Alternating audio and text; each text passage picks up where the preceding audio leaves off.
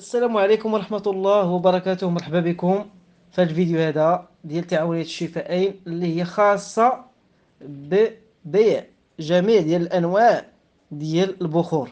هاد البخور هادو اللي هما عبارة عن العود القماري، عبارة على المسك، يعني قطع عبارة عن المسك السائل اللي فيهم المسك ديال الأسود، وفيهم المسك ديال الطهارة اللي هو الأبيض، ومجموعة من الروائح طبيعية، اللي منها الإماراتية، اللي منها المغربية، واللي منها الفرنسية.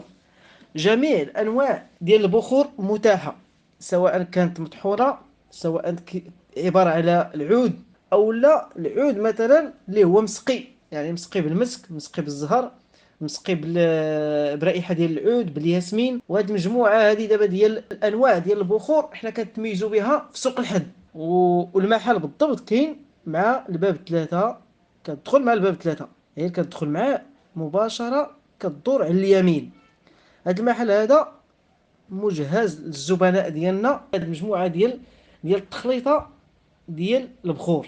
هذه التخليطه ديال البخور فيها تقريبا واحد 8 ديال البخور اللي هما كيداروا يعني في الفحم، وكيعطونا واحد الرائحه اللي هي زوينه في المنزل. هذه الريحه هذه ملي كيشمها الانسان كيرتاح، وكتحيد الغموليه، لاميديتي مزيانه، كتقتل حتى البكتيريا دوك الطفيليات اللي كيعيشوا في داخل ديال المنزل، وكتسخن المنزل.